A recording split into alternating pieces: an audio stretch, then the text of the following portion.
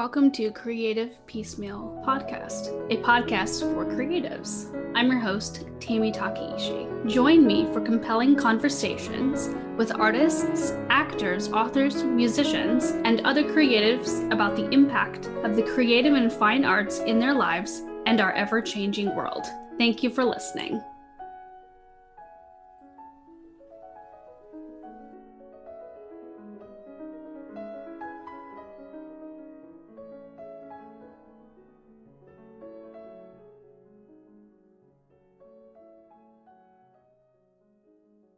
Hello, and welcome to Creative Piecemeal Podcast. I'm your host, Tammy Takeishi. Today, I'm joined by one of my fellow colleagues and mentors, music therapist, Dr. Andrew Rossetti. He supervises the multi-site music therapy program in radio-oncology at the Louis Armstrong Center for Music and Medicine at Mount Sinai, Beth Israel Health System. His practice also extends to the infusion suite, surgery, and the neonatal intensive care unit. And he specializes in treating emotional trauma and its sequelae. Having developed several music therapy programs in hospitals in the United States and Europe, he has extensively lectured there in South America and Asia. He also received his doctorate at the University of Jyvaskyla. Oh, that's a beautiful name, Jyvaskyla. For those of you joining us who may not be as familiar with music therapy, which is Dr. Rossetti and my profession. It is the clinical and evidence-based use of music therapy interventions to accomplish goals within a therapeutic relationship by a credentialed professional who's completed an approved music therapy program. It is just a wonderful profession and we really enjoy it. And so we're excited to talk about music therapy, and welcome to the show, Dr. Rossetti. Thank you so much, Tammy. It's really great to be here. Thank you for the invitation. It's been a long time. Lots of really great memories. Yes. Of our time together at the Armstrong Center for Music and Medicine. Yes, very much, very much. Since then, you've been up to many, many things. You know, the program has expanded, and you and the team have done lectures around the world. But before we get to that, I was wondering if we could backtrack and who or what inspired you to become a musician and then later a music therapist? Big questions. I've always, ever since I was a very young child, I've always been really passionate about music and making music. Music was part of my family's culture. My mom was a huge opera aficionado, and she used to play opera pretty much all day, Saturday and Sunday and weekends. So that was one of my first exposures to music. Also, one of my grandfathers was a weekend jazz musician, and so there was a lot of encouragement on his part to become a musician. I started actually studying clarinet in grammar school. I was really lucky that where I grew up, music was part of the curriculum, and so my first instrument was the clarinet. You know, the clarinet's a wonderful instrument, but it wasn't. I had this sound in my head that I couldn't quite figure out what it was. And as it turned out, the first time I heard a recording of what was identified as a classical guitar suite, it just hit me. It's like, that's the sound. I actually used to dream of the sound that I couldn't identify. And as it turned out, it was the classical guitar. So from very young, I became absolutely obsessed with the guitar, and spent many hours in my room just practicing away.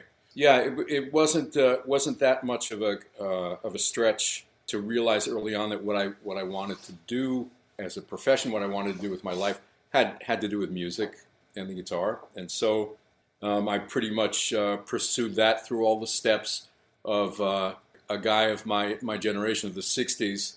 Kind of went through, which was through playing what was called then soul music, what we call R&B now, I guess. And that changed over to rock, and the rock mutated into jazz and classical. I ended up studying guitar. And so to tie into what influenced me to become a music therapist is at the same time, I always had a really, really strong, almost an obsession for psychology and the workings of the human mind.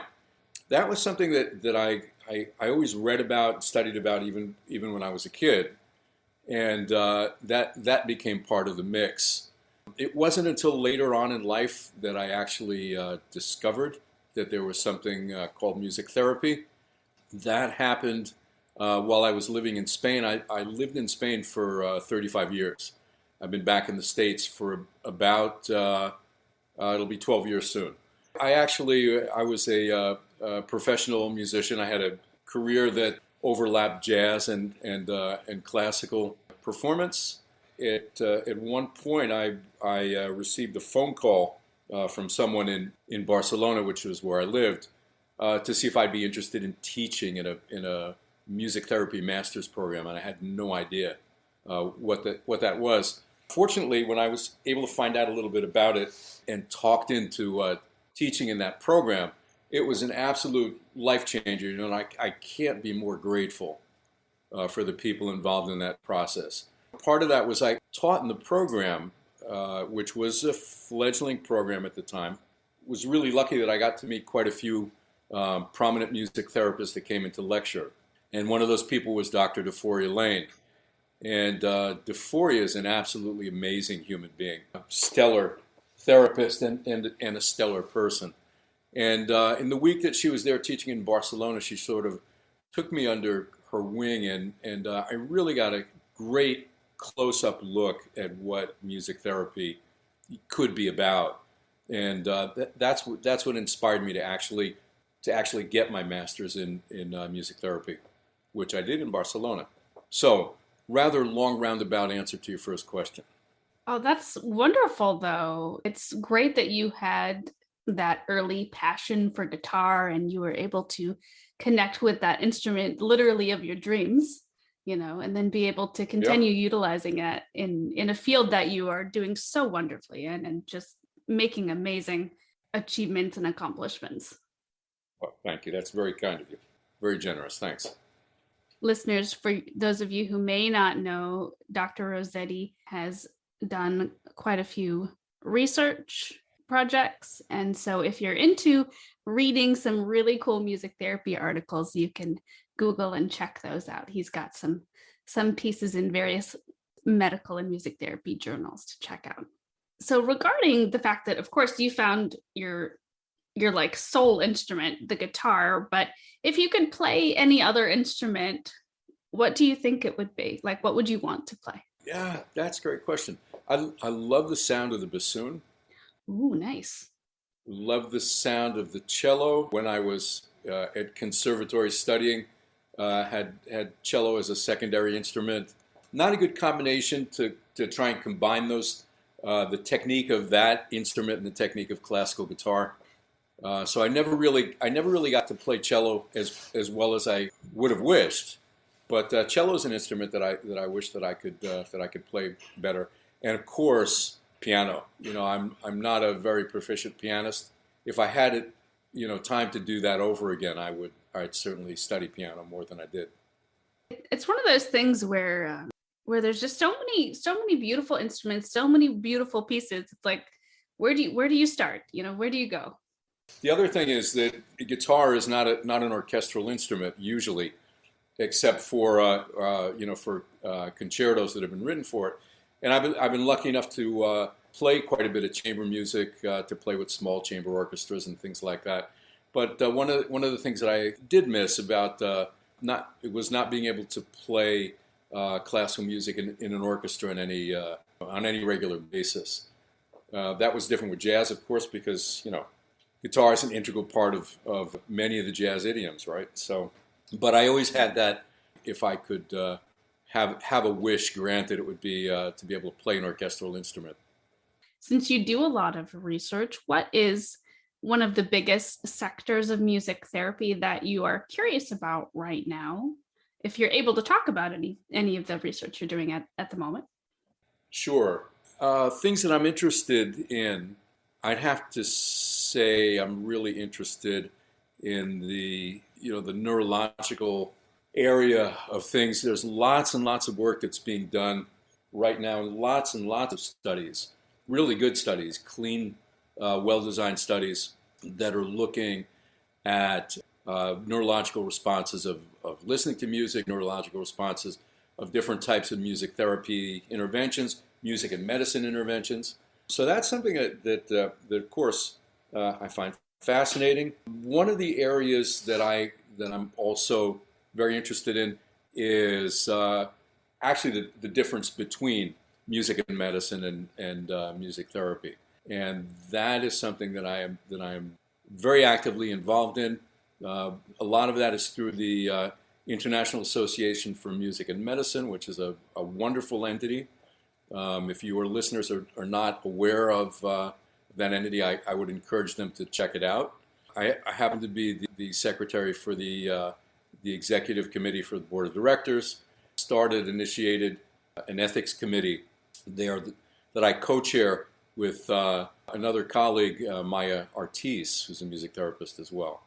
And so, that's one of the areas of research that I'm very, very interested in, as well as contrasting music therapy and music and medicine. As far as studies that I'm involved in, I'm involved in a number of them at this point.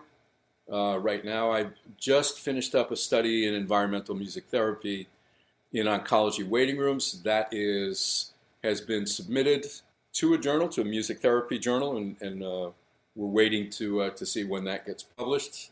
We completed another study recently, another environmental music therapy in the SICU, also feasibility study for virtual music psychotherapy in substance use groups, and that's through the Institute of Family Health at the Icahn School of Medicine. Also, we have a study that's going on, another virtual music therapy study in home listening for people with moderate cognitive impairment and Alzheimer's, and a study that we're carrying out in the NICU with neonates, and that's with neonates with abstinence syndrome.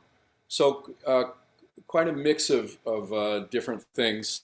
As you heard, a couple of studies that are looking at virtual interventions, the feasibility of virtual interventions, what their efficacy might be as opposed to on-site, face-to-face. Another project that is not quite a research project yet at this point was we put together a program for treating vicarious trauma for hospital staff members. The program is called PATHS.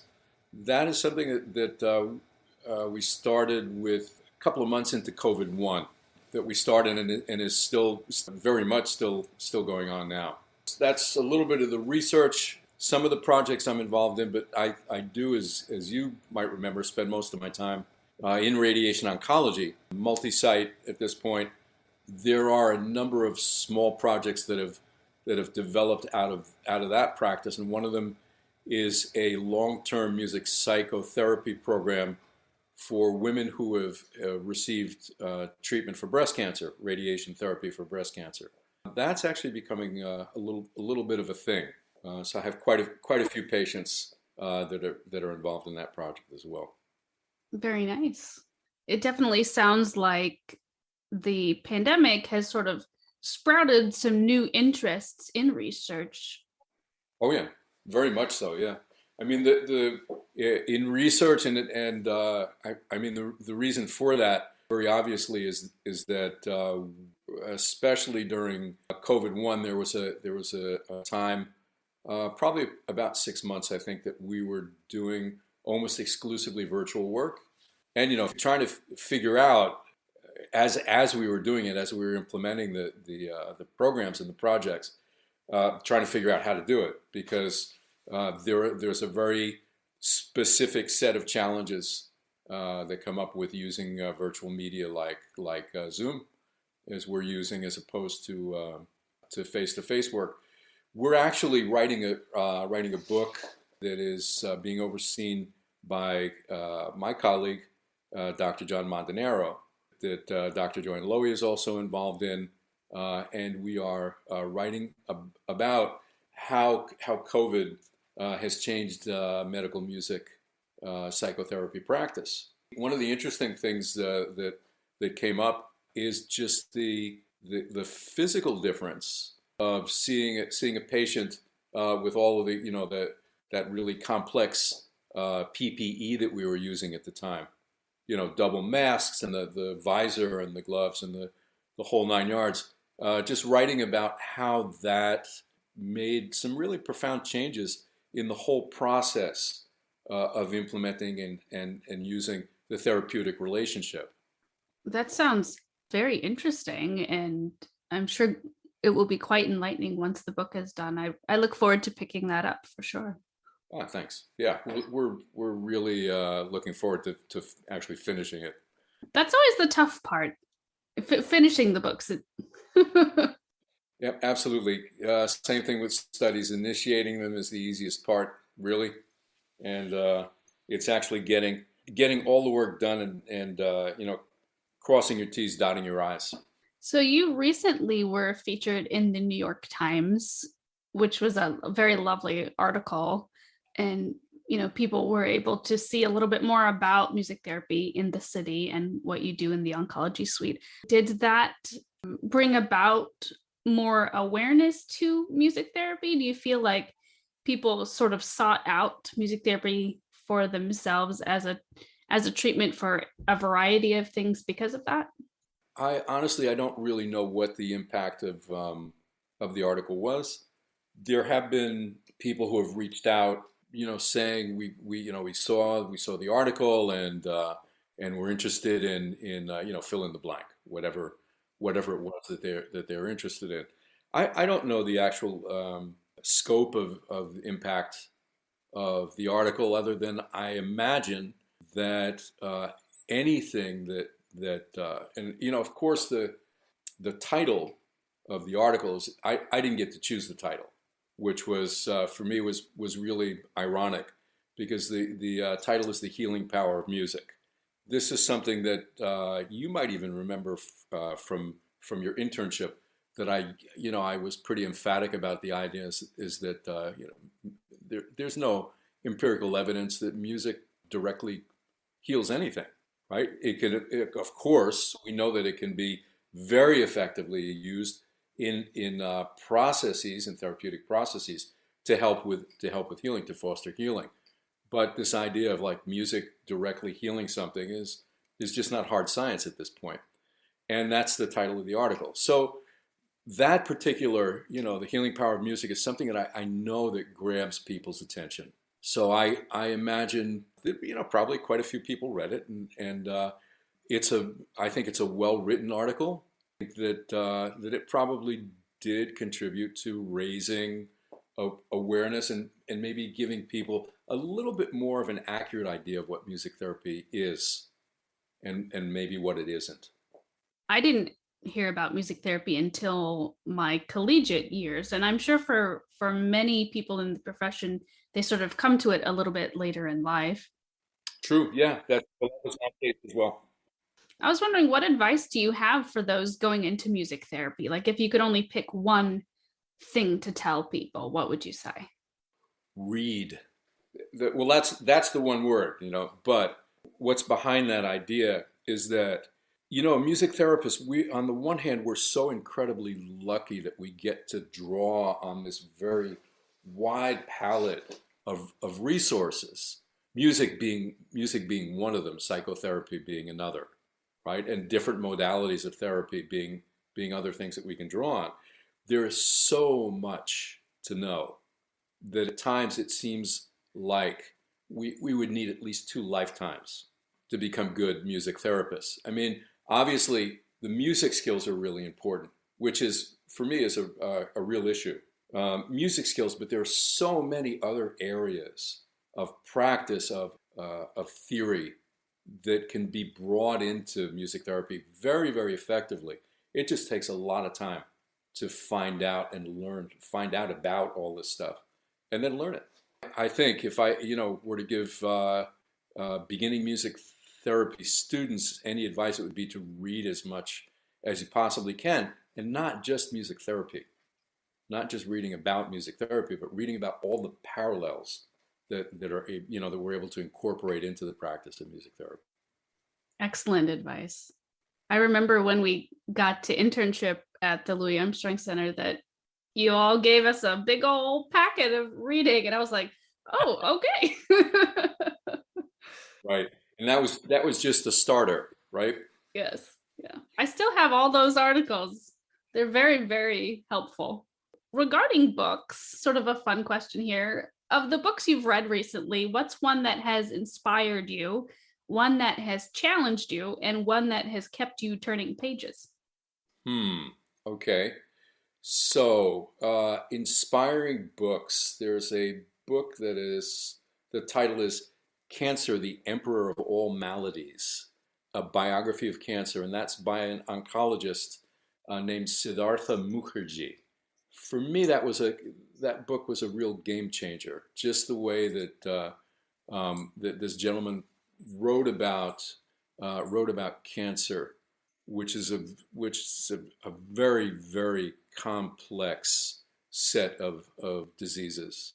It's written mostly in layman's language, but there's enough specific technical language in there to keep me engaged in that book. So that's something that I think was a very worthwhile book to read, and something that probably changed the way I practice a bit. Certainly contributed to what I think I might know about oncology. Okay, so book that I found challenging and at the same time absolutely necessary was the polyvagal theory by Dr. Stephen Porges. And I've done a lot of studying of polyvagal theory, and it is absolutely was absolutely a game changer for me. Changed the whole way that I practiced music therapy and the way that I thought about therapy in and of itself. Since I've been very lucky to have a nice professional relationship with Dr. Porges, we've actually written together, co-edited an issue of the Journal of Music and Medicine together. Absolutely love his work. It is very, very dense, challenging, hard science. And one of the reasons that I think it's so important is that polyvagal theory, among many other things, gives us a hard science justification for the clinical use of music. So for a music therapist, I think that's a big deal. Other books that I think would be good additions to reading. Social worker Deborah Dana has written a couple of books on clinical applications of the polyvagal theory. Those are very helpful. I found them very helpful, and I know many people have, because Deb is able to sort of sift through some of the trickier parts of understanding, how the vagus influences the autonomic nervous system, and she's put it in very, very usable terms for clinical applications. So I guess I'd start off with those three. That sounds fantastic. I'm definitely going to look those up too. So this next one might be like a hard question because it's always hard to pinpoint something like this. But if you had introduction music or a theme song to your life, what would that be? House of the Rising Sun? No, probably not. I'm just joking around. So introduction music or like a theme song. Gee, that actually is a really rough one. I think maybe the Saraband from the first Bach cello suite might be something. I just absolutely, totally resonate with that piece of music. It's something that I just love playing. I love listening to it. I've listened to many different versions of it at this point. There's so many songs from Pat Metheny's catalog that I think would probably, I probably really like to have one of those be sort of representative, of I don't know, who I am, what I think. All excellent songs and pieces for sure. We've talked a lot about music therapy, not just on this interview, but in your life, and you do lectures and conferences and presentations. What is one common stereotype about music therapy that you've run into in your work so far? Yeah, I think I'd have to repeat what I just said. This idea of the healing power of music. That this idea that somehow I'm going to play a piece of music and it is going to almost miraculously land on the problem and just, dissolve it, kind of like sprinkling fairy dust. When, any sort of therapy, any sort of psychotherapy, especially, is such a complex process that has so many different steps it does music therapy an injustice by just sort of falling back on this very, very gratuitous idea that I'm going to play music and somehow the music is going to fix everything. Music can certainly contribute to that process. There's no doubt about that, but it is very much, at least in my mind, about a process, about a therapeutic process. Therapy is not just a one-off shot in the dark that fixes everything. Do you have a favorite memory of your time as a music therapy student or professional that you're able to share? That's difficult because I think I have a bunch of them. When I did find out about music therapy and when I was studying my master's and got to do my clinical internship, I literally couldn't have been happier. It just seemed like amazing that I was being allowed to do this wonderful thing and work with people and try to help people. Yeah, I don't know. There are just lots of scenarios that pop up in my mind about my clinical internship, which was in Barcelona, Spain, and it was in a inpatient acute psychiatric facility, closed unit. Yeah, they had no idea what music therapy was and what it wasn't. And that turned out to be something that was wonderfully in my favor, because my supervisors were a psychiatrist, a psychologist, and two psychiatric nurses. And as I said, they had no idea what music therapy was and what it wasn't. So every morning we'd have rounds, and they would ask me to describe what interventions I was going to do and with which patients. And so literally they would let me do anything as long as I was able to explain its clinical validity, right? And so I got to be very creative and try out many things that maybe in other contexts or those opportunities wouldn't have arisen. If it made clinical sense, they would let me do it. If they thought it didn't make clinical sense, there was no way that I was going to be allowed to do that.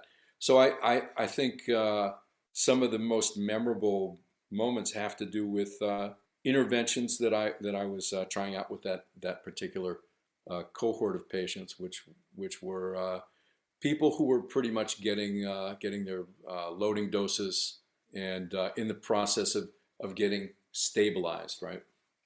It sounds like it must have been a really impactful time in your life, and also very intense because you, like you said, you got to get creative and think outside the box. Yeah, at times it felt like there was no box, actually, but sure. Yeah, I thought when I think back on it, it was really one of the most rewarding times of my life as a therapist. What do you wish you'd known when you first started your music therapy journey? That there was much more to learn than I could ever possibly do. I feel like that's something many of us wish we had known. Not because I would have not entered music therapy, but I think I might have approached some things at the beginning of that process a little differently than I did. It's such a wonderfully deep and diverse field, so it really does feel like we're always learning, always growing. That's true, and that's actually one of the wonderful things. One of the things that I feel so very lucky that this is still very, very much for me, very much a learning process. At one point, many, many years ago, I had a private grant to study classical guitar in Spain, which is how I went there in the first place. And I remember in an interview saying that they asked me what my goals were, and I said that one of my goals was to be a student for the rest of my life. I think that in a way that I've been really fortunate that is still the case. Not that I'm limited to just being a student, but in a very real sense, still a student of music therapy and psychotherapy as well. Excellent. So, a fun question for you. What is one of your favorite Broadway shows that you've seen? Oh, Broadway shows. Rent would be one of them. I've seen that a bunch of times. Saw it in New York City. I saw it in London. I saw it in Barcelona, and was able to see it with my kids as well, which was something that I really. Wicked is another one. Jagged Little Pill, which I saw recently, I thought was fantastic as well. I love Broadway, and I'm really thrilled that Broadway's back, in New York. Living in the city, you get an opportunity to check that out, and the Met and the Symphony, and there's just a wealth of performance opportunities that can, rejuvenate and inspire you. Absolutely, yeah. New York City is an amazing place. Even through COVID, it was still an amazing place as it is now. If you could have dinner with any creative person, dead or alive, who would it be? Okay, I mean, yeah, Tammy, this is a really difficult question because, so many people. I mean, I absolutely adore Bach's music. I think it would have been, it'd be incredible to be able to meet him. Let's see who else. I don't know. Sigmund Freud, of course, young Mozart, to see if he actually had Tourette's or not. That would be interesting. Yeah. I mean, there's a really, really, really very long list. I don't know. Buddha would be amazing. Christ. It's always hard to just pick a few people. You bet. One final question for you, back on the serious end. It's in your own words, what does living a creative life mean to you? What does living a creative life mean to me? Having a context that allows one to actually use their creativity in a constructive way.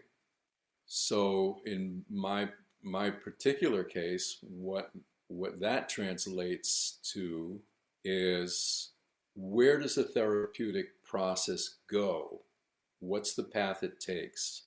What are the left and right turns that it takes in the context of working with very, very vulnerable and fragile people receiving treatment for cancer? So being able to make what are hopefully creative choices in that process, I think, is paramount. Excellent.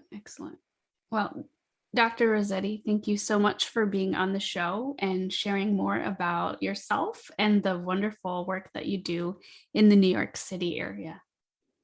Thank you, Tammy. It's been great. It's great to see you again. It's wonderful to have a conversation, even though it's over Zoom. Still really great. Great to see you. Thank you. And listeners, please check the show notes to learn more about the Louis Armstrong Center for Music and Medicine at Mount Sinai, Beth, Israel, and other great music therapy links.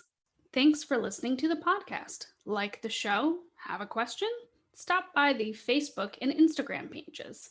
Links are in the show notes, or search for Creative Piecemeal Podcast on social media and click follow for all the latest.